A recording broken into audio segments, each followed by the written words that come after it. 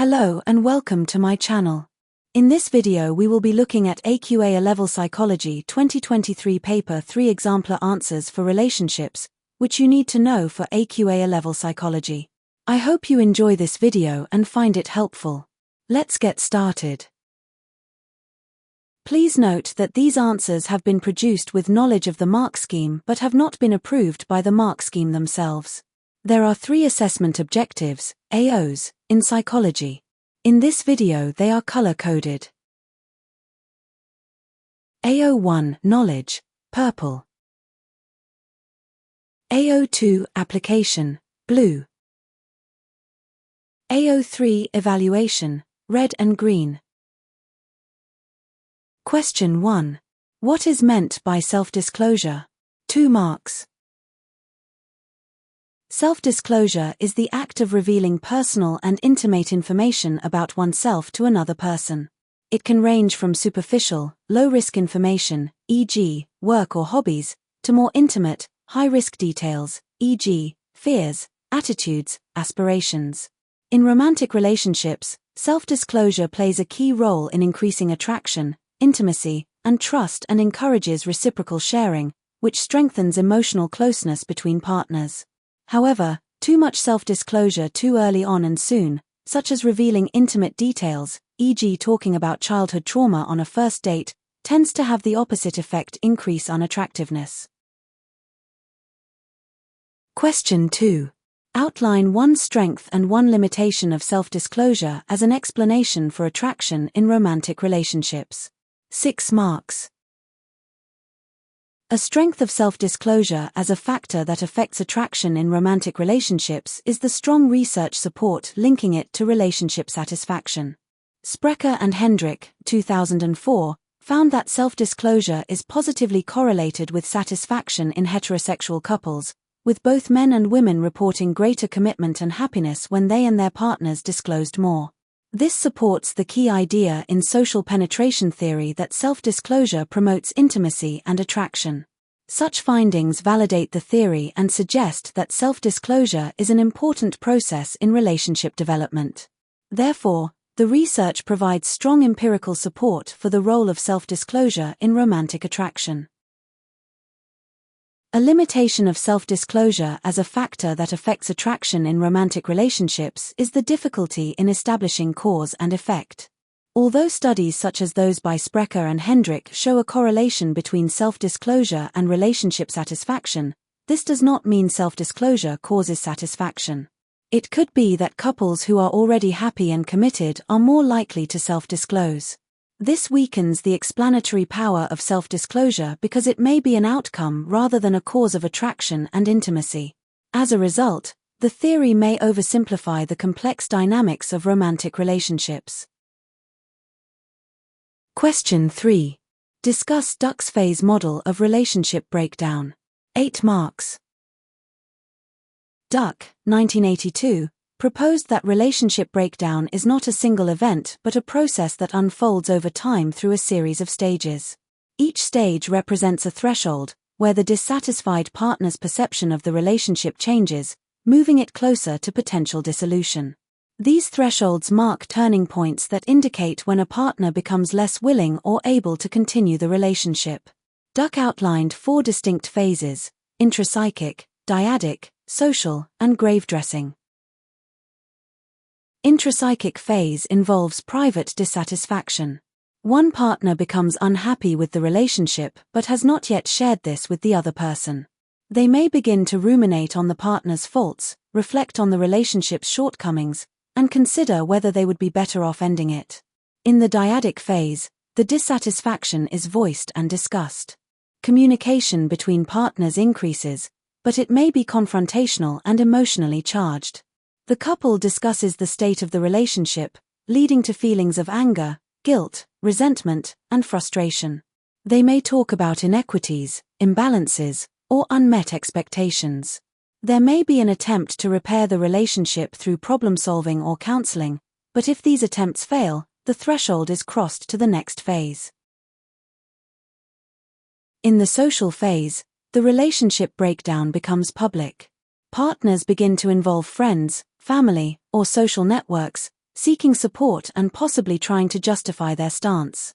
Others may be asked to take sides, and blame is often assigned.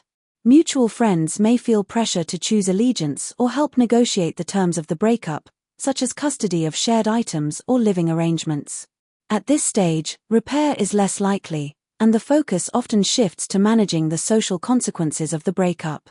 The involvement of others makes reconciliation more difficult, and the breakup often begins to feel irreversible. After the breakup, partners enter the grave-dressing phase, where the focus is on making sense of the end of the relationship. Each person constructs a narrative that presents themselves in a favorable light, preserving self-esteem and social image. This often includes blaming the other partner, external circumstances, or reinterpreting early positive traits as flaws that contributed to the relationship's failure. The goal is to achieve a coherent and acceptable story for oneself and others, allowing each person to move forward and rebuild their identity for future relationships. This phase also helps people maintain their reputation in the social world post-breakup. A strength of Duck's model is its practical application in relationship counseling. Rolli and Duck, 2006, emphasized that communication at each stage can influence whether a couple progresses to the next phase or resolves their issues. For instance, during the dyadic stage, counselors might encourage open, solution-focused communication to avoid escalation to the social phase. This makes the model a useful tool for guiding therapeutic interventions and potentially saving relationships. Thus, the model is not only descriptive but also offers actionable strategies for real-world application. A limitation of Duck's model is that it does not explain why relationships break down. The model outlines how the breakdown unfolds through stages but offers little insight into the root causes behind dissatisfaction. For example, it fails to address psychological or social factors that lead to conflict, such as communication issues or attachment styles. This weakens the model's explanatory power, as it merely describes the process rather than explaining it. Consequently, it lacks the depth of a full psychological theory of relationship dissolution. Question 4. Outline and evaluate the absorption-addiction model of parasocial relationships. 8 marks. The absorption-addiction model, proposed by McCutcheon et al., 2002, explains parasocial relationships as a psychological response to personal inadequacies or deficiencies in real life. Individuals who experience low self-esteem, a weak sense of identity, or unsatisfying social relationships may be particularly drawn to these one-sided relationships with celebrities. According to the model, some people use parasocial interactions as a way to escape reality or to compensate for what is lacking in their everyday lives. In the absorption phase, individuals become mentally and emotionally involved with another figure or persona. This involvement serves as a form of escapism, where the person seeks to absorb aspects of the other's life, such as success, charisma, or excitement, to gain a sense of personal fulfillment. They may fantasize, seek constant updates, or feel a deep connection despite no real interaction.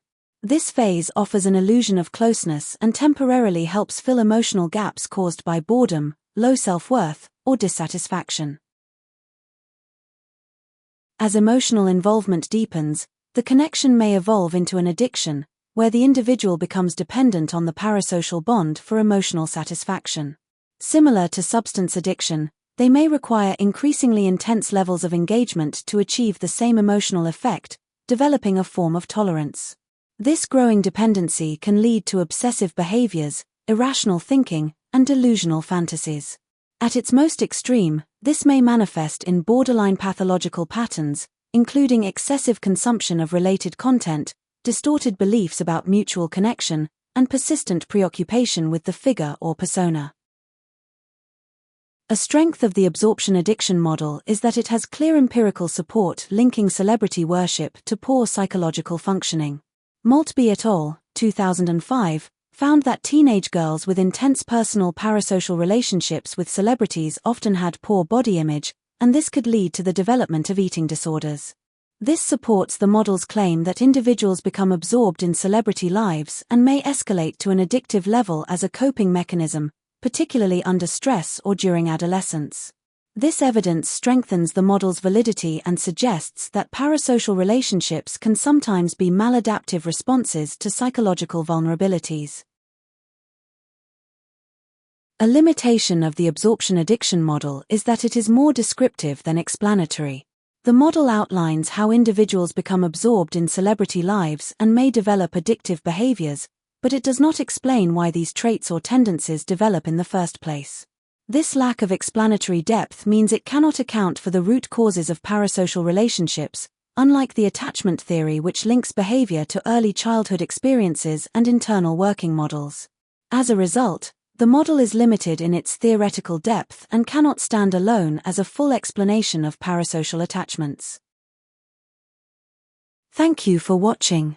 If you have enjoyed this video, please like and subscribe for more content like this. Bye.